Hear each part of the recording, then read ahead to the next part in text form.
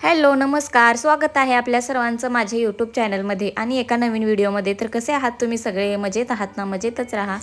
तर सर्वांनाच माहीत आहे गणेश चतुर्थी आलेली आहे आणि गणपती बाप्पा येणार आहेत आपल्या घरी। तर सगळ्यांनी घरातल्या कामाला सुद्धा सुरुवात केलेली असेल आणि मी सुद्धा घरातल्या काही जाळ्या झालेल्या होत्या तर त्या काढल्या। जास्त काय पसारा काढला नाही कारण एवढं काही घाण झालं नव्हतं, त्याच्यामुळं जेवढं म्हणजे वरती जाळ्या वगैरे झालेल्या होत्या त्या काढल्या। आणि नंतर मग मी संध्याकाळच्या स्वयंपाकाला सुरुवात केली। त्या अगोदर भाजी आणून ठेवली होती आणि आमचं भाजी आणायचं टाईम संध्याकाळचं असतं कारण हे दुकानातून येताना संध्याकाळी घेऊन येतात, सकाळी जायला काही टाईम भेटत नाही। त्याच्यामुळं संध्याकाळी येताना दुकानातून घरी येताना भाजी आणतात आणि भाजी संध्याकाळी आणली की मग नीट करून ठेवायला काही टाईमच नसतो। संध्याकाळी आल्यानंतर जेवण भांडी हे सगळं करण्यातच सगळा वेळ जातो आणि त्यांना यायला पण उशीर होतो, त्यामुळे मग मी दुसऱ्या दिवशी भाजी नीट करायला घेते। तर इथं मटर आणले होते, मिरच्या, बाकीचं काही टोमॅटो हे सगळं आणलेलं होतं।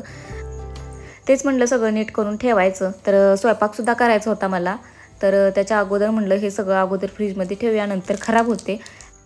आणि एकच दिवस झाला आणून तर लगेच वाटाण्याच्या शेंगाला वर असं पाणी सुटल्यासारखं झालं। तर म्हटलं चला आता सगळं नीट करून ठेवूया। तर उर्वी बसली आहे माझ्याजवळ, तर तिला पण नीट करायच्या होत्या शेंगा आणि ज्या शेंगा सोललेल्या आहेत तर त्याच्यात हात घालत बसती। तर अगोदर मी सगळा फ्रीज साफ करून घेतला। फ्रीजमधलं जे खालचं प्लास्टिकचं जे भांडं असतं तर ते पण मी धुवून ठेवलं, सकाळीच धुवून ठेवलेलं। नंतर म्हणलं आता भाजी चांगलं सुकलं की मग फ्रीजमध्ये ठेवायच्या सगळ्या भाज्या। आणि हरतालिकेची पूजा पण आहे तर त्याचं पण सगळं सामान आणायचं होतं, फुलं, नंतर बेलाची पानं हे सगळं आणायचं होतं। आणि आता इथं सगळं विकत आणायला लागणार आणि गावाला मला तर लई भारी वाटतं कारण आपल्या रानातलं सगळं आपण सगळं पालव्या, 5 पालव्या, फळं, फुलं सगळं आपण रानातलं घेऊन येतो। तर इथं काय आता सगळं विकतच आणायला लागणार आणि विकत आणायचं म्हटलं तरी त्यातल्या काय वस्तू भेटतात काय वस्तू भेटत नाहीत असं होतं। त्यापेक्षा गावाला लई भारी वाटतं मला, म्हणजे पूजा वगैरे मांडायसाठी सगळं आपण रानातनं सगळ्या वस्तू गोळा करून आणायच्या, नंतर पूजा मांडायची, हे सगळं मला भारी वाटतं गावाला असल्यानंतर। पण असो काय हरकत नाही। आणि इथं गार्डन पण आहे, गार्डनमध्ये पण सगळ्या वस्तू भेटतात, पण ते थोडंसं लांब आहे त्याच्यामुळं इथून दुकानातूनच मग विकत आणायला लागते। तर चला हे मटर सगळं आता सोलून ठेवते आणि छोले मी काल भिजत घातले होते, तर छोलेची भाजी बनवायची होती। आता छोले बनवून पण खूप दिवस झालं तर म्हटलं चला बनवूयात। तर त्यासाठी मी इथं बघा बडीशोप, त्याच्यानंतर मिरे, धनापूड ही सगळी पूड करून घेणार आहे आणि छोलेसुद्धा मी खूप दिवसातून बनवत आहे कारण त्याला बनवायला पण वेळ जातो, सगळं तयारी करा हे करा, त्यापेक्षा आम्ही आणतच नव्हतो। तर आता आणले होते त्या दिवशी रविवारी डीमार्टमध्ये गेलतो त्यावेळेस आणले होते। तर म्हटलं चला आज त्याची भाजी पण बनवूया, व्हिडिओ पण शेअर करूया आणि आणून पण आता किती दिवस झालं तर त्याला पण बनवायला टाईम नव्हता, तर आज म्हटलं आता बनवूयाच। काल भिजत घातले होते मी आणि आता शिजवून घ्यायचे होते, शिजवून घेतले मी अगोदर, मगाशीच घातले होते शिजत। तर आता इथं मी चपात्या बनवून घेतल्या, अगोदर भात घातला एका साईडला आणि आज जिरा राईस भात बनवला आहे। तर आता इथं चपात्या बनवून झाल्यानंतर त्याच तव्यामध्ये टोमॅटो, कांदा हे सगळं मी आता भाजून घेते। तर ह्याची पेस्ट बनवायची आणि दुसऱ्या पद्धतीनं बनवलं तरी चालते। आता मला ही पद्धत जरा बरी वाटली त्याच्यामुळे मी ह्या पद्धतीनं बनवते। तर इकडं भात पण शिजतो एका साईडला।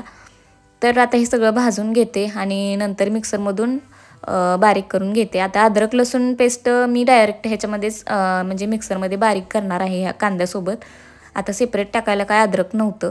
तर आता हे आता भाजून घेते। तर इथं बघू शकता तुम्ही सगळी तयारी करून झाली आहे। तर इथं बघू शकता छोले पण शिजलेले आहेत आणि छोले शिजायला ना खूप वेळ जातो आणि आमच्या कुकरचं टोपण थोडंसं खराब झालं त्याच्यामुळे तर जास्तच वेळ गेला। भिजत घातले होते अगोदर तरी पण शिजायला जास्तच वेळ झाला। तर इथं मसाला बनवून घेतला आहे, त्याच्यानंतर छोले असे मी मिक्सरमधून थोडे सेपरेट बारीक करून घेतलेत आणि जी पावडर बनवली होती बडीशोपची, त्याच्यानंतर धना पावडर, ती पण मी बशीमध्ये एका काढून ठेवली आहे आणि बाकीचे खडे मसाले मी थोडे घेतले, तेजपत्ता, त्याच्यानंतर दालचिनी आणि चक्रफूल ते काय म्हणतो त्याला आपण, तर ते घेतलेलं आहे।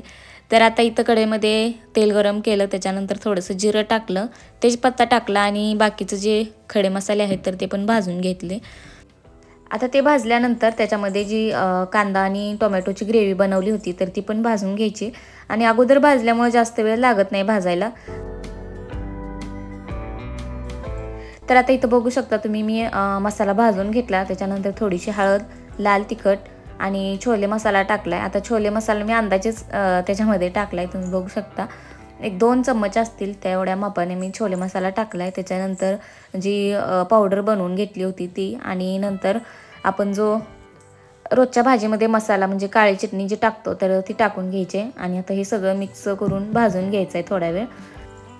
आणि मी सगळा स्वयंपाक बनवून घेतला आणि त्याच्यानंतर भाजी बनवायला घेतली, कारण भाजी बनवायला पण वेळ जातोय सगळा मसाला हे करेपर्यंत. त्याच्यामुळं म्हणलं अगोदर चपात्या बनवून घ्यायच्या, चपात्या भात झाला की मग नंतर भाजी काही बनवून होते लास्टला.